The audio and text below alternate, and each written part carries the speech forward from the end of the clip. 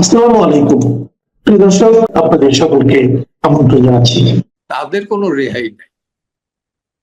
হত্যার বিচার করুক আর না করুক, এদের কোনো রেহাই আর নাই। ভবিষ্যৎ ইতিহাস এটা রচনা হয়ে গেছে। সরকার কিন্তু পুলিশ হত্যার হিসাবটা দিবে না, দেয় নাই, ইনুসের সময় দেয় নাই। সরকার কিন্তু এই আওয়ামী লীগের সময় যে হত্যাটা হয়েছে সেই হত্যার ফিগার সে তার থেকে অন্তত 6 গুণ বেশি হইলো পুলিশ হত্যা হয়েছে, পোড়াই মারা হয়েছে। আপনি দেখেন নাই কোথায় পুলিশ ছাত্রদের ঝুলাইছে? আশুলিয়ে ঝুলায় নাই পুলিশকে, যাত্রাবাড়িতে ঝুলায় নাই পুলিশকে। এটা কি নৃশংসতা, অসভ্যতা, বর্বরতা, মধ্যযুগীয় অত্যাচার? এটা তো সহ্য কর আমি না, কোন মুক্তিযোদ্ধাই সহ্য করবে না। বিএনপির মধ্যেও যারা মুক্তিযোদ্ধা আছে, আমি নির্ঘাত বুকে হাত দিয়ে বলতে পারি, তারাও এটা সহ্য করবে না। মনে মনে তারা থুতু ফেলবে, একদিন সুযোগ পাইলে পরে প্রকাশ্যে থুতু ফেলবে। আমলার ভেতরে এখন আপনি ম্যাক্সিমাম পাবেন যারা জামাতপন্থী। জুলাই আন্দোলনকে কেন্দ্র করে যে পুলিশ সদস্যরা হত্যাকাণ্ডের শিকার হয়েছেন তাদের বিচার করা না করা নিয়ে নানান ধরনের মন্তব্য উঠে আসছে। সরকারের কোনো কোনো পক্ষ থেকে কখনো কখনো বলা হচ্ছে যে আহ ফৌজদারি অপরাধের বাইরে কেউ থাকতে পারে না, আবার কেউ কেউ বলছেন, খোদ স্বরাষ্ট্রমন্ত্রী বলছেন যে জুলাই হত্যার মানে পুলিশ হত্যার বিচার করার কোনো প্রয়োজন নেই, তার কারণ এটি যুদ্ধক্ষেত্রে হয়েছে।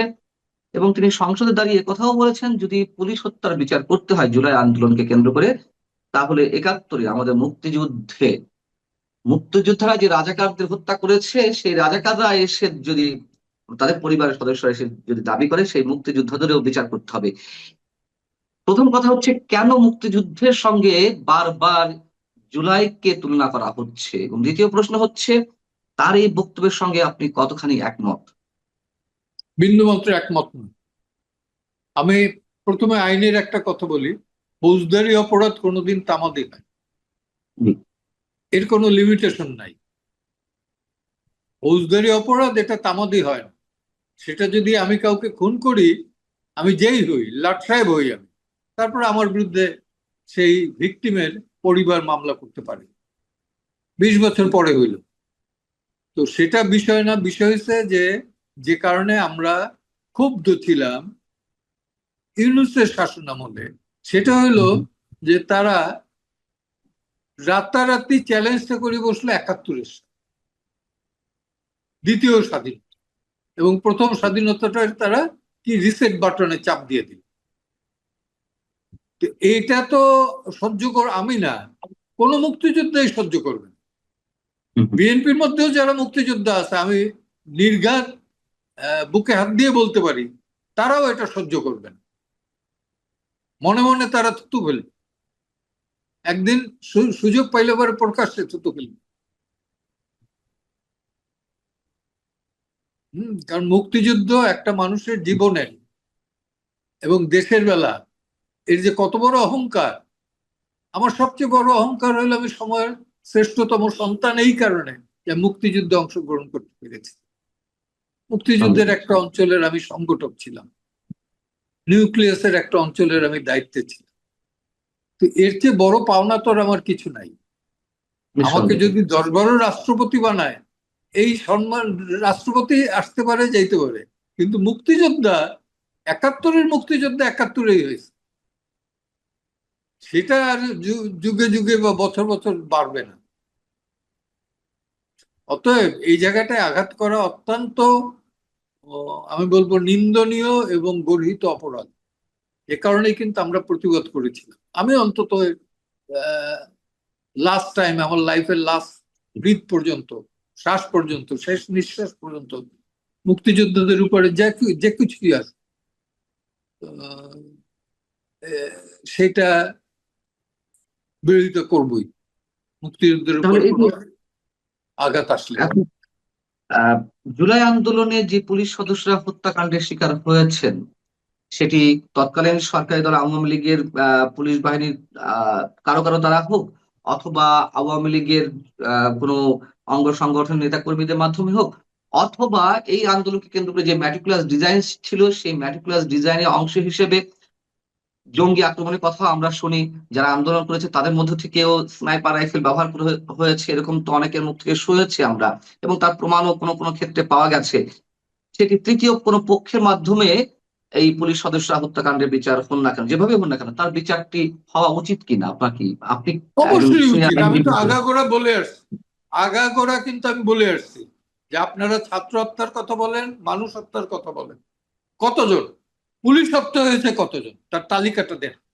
হুম, হুম। আপনি যদি হিসাব করেন সরকারি হিসাব অনুযায়ী, সরকারি কিন্তু পুলিশ হত্যার হিসাবটা দিবে না, দেয় নাই, ইউনূসের সময় দেয় নাই।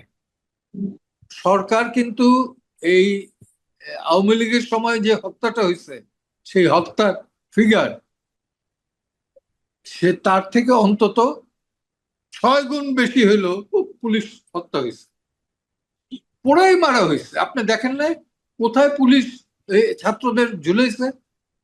আশুলিয়া ঝুলায় নাই পুলিশকে, যাত্রাবাড়িতে ঝুলায় নাই পুলিশকে। এটা কি নৃশংসতা, অসভ্যতা, বর্বরতা, মধ্যযুগীয় অত্যাচার? গুলি তাহলে করে কেন, হত্যার চেয়েও কিন্তু এটা মধ্যযুগ, এটা আরো জঘন্যতম অপরাধ।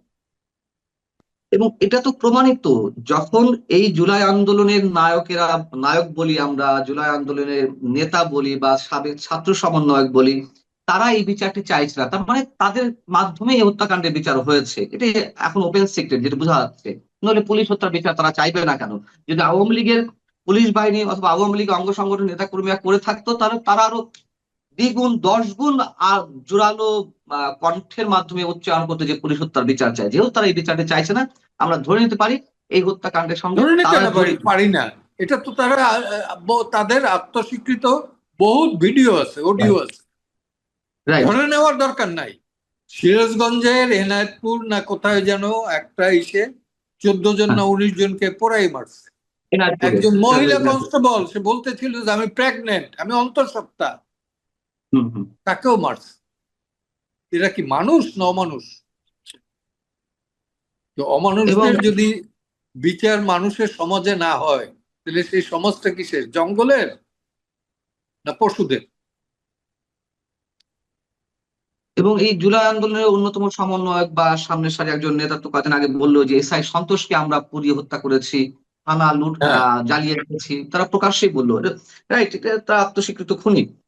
তাহলে এখন প্রশ্ন হচ্ছে যে কেন বিএনপি এটি করতে চাইছে না? বিএনপি এখন সরকার, নির্বাচিত সরকার হিসেবে তারা ক্ষমতায় রয়েছে, তারাও বা কেন এটি হত্যাকাণ্ডের, মানে এই হত্যাকাণ্ডগুলোর বিচার চাইছে না? এবং কেন তারা 71-এর মুক্তিযোদ্ধাদের সঙ্গে এই বিষয়টি সামনে নিয়ে আসছে? এইটা তো বিএনপির লোকজন বলতে পারবে, আমি তো বলতে পারবো না। আমার ধারণা হলো যে বিএনপি বোধহয় একটা ব্রিদিং আওয়ার চায়, আচ্ছা। একটা ব্রিদিং আওয়ার চায়। আস্তে আস্তে তো তারা অনেক জায়গা থেকে রিট্রাক্ট করছে, ফর এক্সাম্পল গণভোট। তো সেই রকমের একটা ব্রিদিং আওয়ার তারা চায় আমার মনে হয়। আমরা তো বরাবর বলছিলাম যে সংবিধান সংশোধন হইতে পারে, কিন্তু ফেলাই দেওয়ার মতো না। আমি নিশ্চয় না। বলছিলাম কিনা যে একবার, আপনার খেয়াল আছে কিনা, আমি বলছিলাম যে হাত খাই, উত্তেজিত হয়ে বলছি যে সেটা আমার ল্যাঙ্গুয়েজটা বলা ঠিক হয় না, যে হাত কাইটে ফেলাই দেবো। হাত কেটে ফেলাই দেওয়ার দরকার হয় না। তাদের হাতের এবং এই যে যে টাকা পয়সা খাইয়ে যেটা করছে, আমি বলবো যে দেশের জন্য তো কিছু নাই, আকাম কুকাম যেটা করিয়ে গেছে, এখন তো বের হচ্ছে আস্তে আস্তে। আমার থেকে, যেহেতু আপনি জার্নালিস্ট, আপনি আমার থেকে আরো ভালো জানবেন। সেই ক্ষেত্রে তাদের কোনো রেহাই নাই, হত্যার বিচার করুক আর না করুক, এদের কোনো রেহাই আর নাই। ভবিষ্যৎ ইতিহাস এটা রচনা হয়ে গেছে।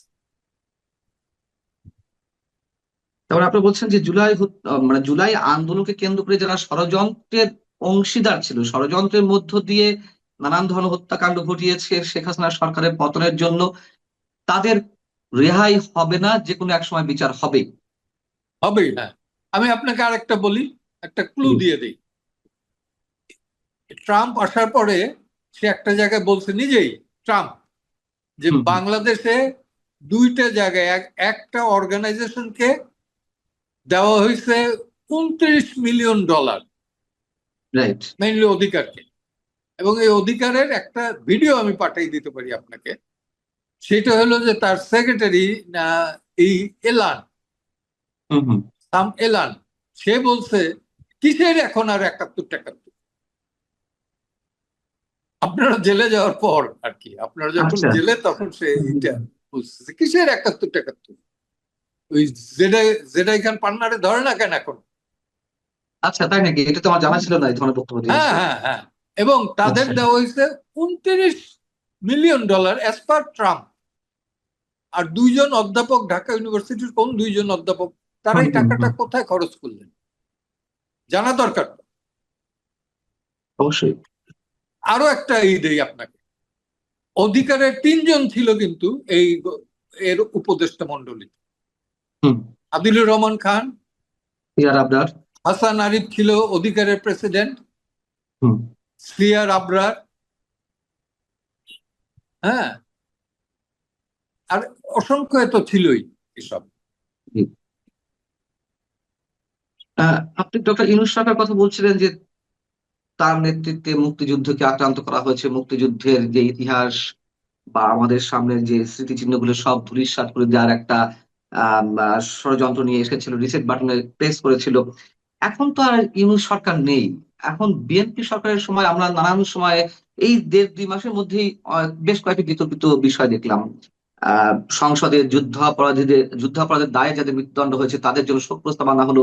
7ই মার্চ বঙ্গবন্ধু ভাষণ বাজানোর দায়ে, অথবা 26শে মার্চ কেউ কেউ শ্রদ্ধা জানাতে গিয়ে শহীদ মিনারে জয় বাংলা স্লোগান দেওয়ার কারণে অনেককে আটক করা হলো, শিশু সহ এইটা নিন্দনীয় 32টা। অপরাধ।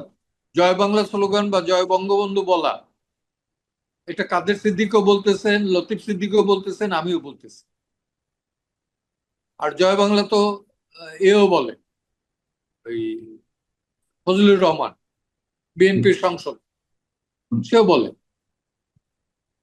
এবং আমার মনে হয় মেজর হাফিজও বলেন, জানি না।